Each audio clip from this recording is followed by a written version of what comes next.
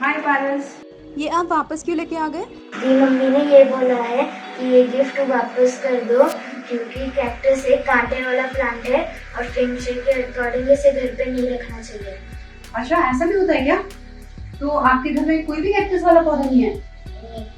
अच्छा, चलो ठीक है, फिर मैं आपको नेक्स्ट डे कोई और प्रेजेंट दूंगी, ठीक है ना? तो देखा आपने, पारस को मैंने ये प्लांट, कैक्टस का प्लांट कल गिफ्ट किया था। पारस को प्लांट्स का बहुत शौक है, तो वो मेरे यहाँ पे आता रहता है, तो उसको कैक्टस का प्लांट बहुत अच्छा लगा, तो मैंने उसको ये प्लांट कल गिफ्ट कर दिया था। आज लेकिन वो वापस लेके आ गया क्योंकि उसकी मदर को लगता है कि फेंग शुई के अकॉर्डिंग हम कैक्टस जैसे पौधे या कांटेदार पौधे घर में नहीं रख सकते हैं, तो इसलिए आज उसने मुझे वापस कर दिया। वापस करने के बाद मैंने बहुत सारे ऑनलाइन साइट्स देखे, मैंने बहुत ज़्यादा सर्च किया इसके लिए कि हमें जो कैक्टस का पौधा है उसको घर में क्यों नहीं रखना चाहिए। काफ़ी लोग इन कांटेदार पौधों से घर सजाने को शुभ नहीं मानते हैं। फेंग शुई के अकॉर्डिंग कुछ प्लांट्स पॉजिटिव एनर्जी वाले होते हैं और कुछ नेगेटिव एनर्जी वाले होते हैं, या आप कह लीजिए कि वो अशुभ के प्रतीक होते हैं। इसी रीज़न की वजह से ऐसे प्लांट्स को घर में रखने से मना किया गया है। लेकिन पॉजिटिव सोच रखने वाले लोग ये मानते हैं कि कैक्टस रेगिस्तान का पौधा है और इसे विपरीत या फिर कह लीजिए अलग माहौल में जीने की कला आती है। साथ ही लोग इस बात से भी एग्री करते हैं कि कैक्टस के कांटे जेलसी या फिर मनमुटाव को दूर रखते हैं, इसलिए कैक्टस को लगाना चाहिए। मज़ेदार बात तो यह है कि कुछ लोग किचन में कॉर्नर्स में छोटे छोटे कैक्टस को सजा देते हैं क्योंकि उनका मानना ये है कि ये खाने को खराब होने से बचाता है।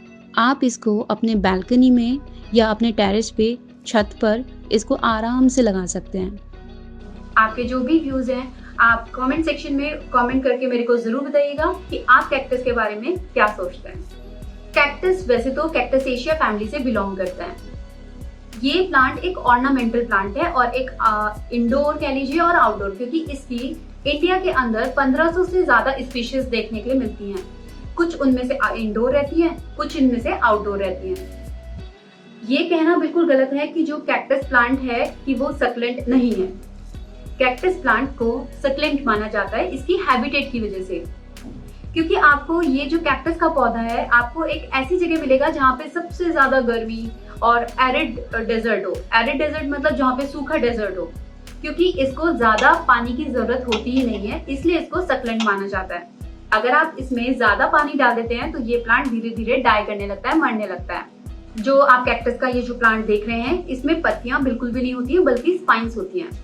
जो आपको इसका जो ये स्ट्रक्चर दिखाई दे रहा है, ये जो आपको इसका स्ट्रक्चर दिखाई दे रहा है, ये धीरे धीरे नए नए अपशूट्स क्रिएट करता रहता है। और ये जितने भी अपशूट्स आपको दिख रहे हैं, ये सारे के सारे अपशूट्स को आप मल्टीप्लाई करके डिफरेंट नए नए पौधों को मल्टीप्लाई कर सकते हैं, बना सकते हैं। जैसे कि आप ये वाला प्लांट मेरा देख रहे हैं कैक्टस का, तो ये प्लांट, इसी प्लांट से मैंने ये प्लांट को मल्टीप्लाई किया था। ये मेरा मदर प्लांट है। इसमें जो ये एरोल्स हैं, ये जितने भी एरोल्स हैं धीरे धीरे नए नए पब्स को निकालते रहते हैं। कैक्टस को स्प्रिंग सीजन में और समर सीजन में ज्यादा वाटरिंग की जरूरत होती है, क्योंकि ये इसका ग्रोइंग सीजन होता है। जो इसका आप स्पाइन देख रहे हैं, ये जितना भी आपको स्पाइन दिख रहा है, ये वाटर लॉस करता रहता है ट्रांसपिरेशन प्रोसेस की वजह से। यानी कि जितना भी पानी इकट्ठा हो गया है, तो हमारे प्लांट्स के अंदर बहुत सारे ऐसे भी होता है कि जो वाटर होता है वो अपने आप रिलीज होता रहता है। वो रिलीज इसलिए होता है, जो एक्स्ट्रा वाटर होता है वो हमारे प्लांट्स भी इतने प्यारे प्लांट्स हैं, मतलब इतने ज्यादा अच्छे प्लांट्स हैं कि ये खुद से ही अपना वाटर लॉस करते रहते हैं ट्रांसपिरेशन प्रोसेस की वजह से। कैक्टस का लाइफ स्पेन की अगर हम बात करें तो कैक्टस 10 से 20 सालों तक बहुत अच्छे से चलता है। इस पौधे के लाइफ स्पेन को और बढ़ाने के लिए हमें क्या करना होगा, थोड़ी सी केयर चाहिए। इसको आप सनलाइट में रखें। सेकेंड थिंग, ओवर वाटरिंग से बचें। तीसरी चीज, अगर आप फर्टिलाइजर डालते हैं तो समर और स्प्रिंग सीजन में ही डालें, क्योंकि ये इसका ग्रोइंग सीजन होता है। डेजर्ट में जब भी बारिश होती है तो आप अंदाजा भी नहीं लगा सकते कि ये प्लांट यानी कैक्टस का जो पौधा होता है, ये पता नहीं कितने ज्यादा गैलन्स ऑफ वाटर को अपने रूट्स में एब्जॉर्ब करके रख लेता है। क्लोरोफिल का जो प्रोसेस बाकी प्लांट्स में होता है, उसके कंपैरिजन में कैक्टस के अंदर क्लोरोफिल का प्रोसेस बहुत ज्यादा देखा गया है। अगर हम कैक्टस के एरोल्स या फिर पाइन्स के बारे में बात करें तो वो बहुत सारे तरीके से आपको दिखाई दे जाएंगे, जैसे कि निडल लाइक हो गया, हेयर लाइक हो गया, राउंड हो गया, हुक्ड हो गया, कर्व्ड हो गया, या फिर कह लीजिए स्ट्रेट हो गया। ये जितने भी आपको एरोज दिखते हैं, यहीं से ये अपना फूड को प्रोड्यूस करना शुरू करता है।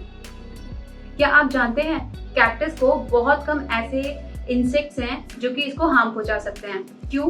क्योंकि ये खुद रिक्रूट करता है। जो कैक्टस का पौधा है ये खुद अपने सोल्जर्स को रिक्रूट करता है अपने आप को सेव करने के लिए।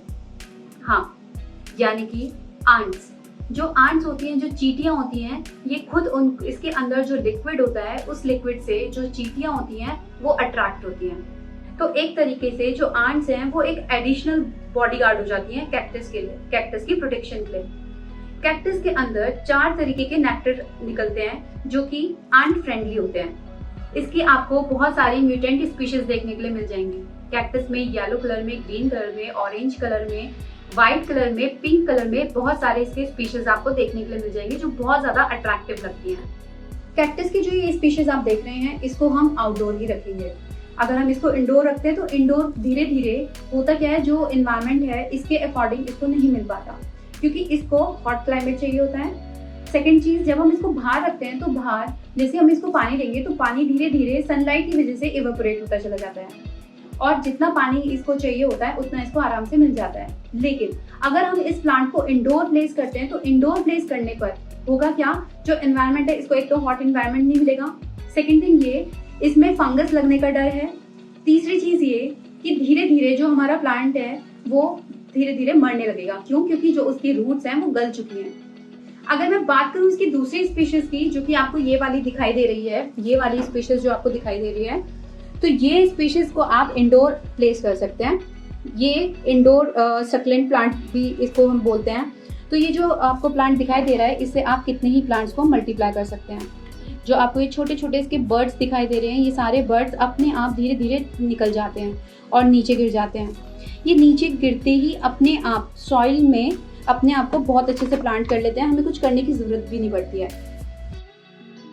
तो कैक्टस के साथ जो मिथ जुड़ा हुआ है उसको खत्म कीजिएगा। कैक्टस को जरूर अपने घर में लगाइएगा। चैनल को शेयर कीजिए, सब्सक्राइब कीजिए और बेल आइकन को प्रेस कर दीजिए इंटरेस्टिंग वीडियोस के लिए। स्टे ट्यून्ड विद गार्डन गपशप।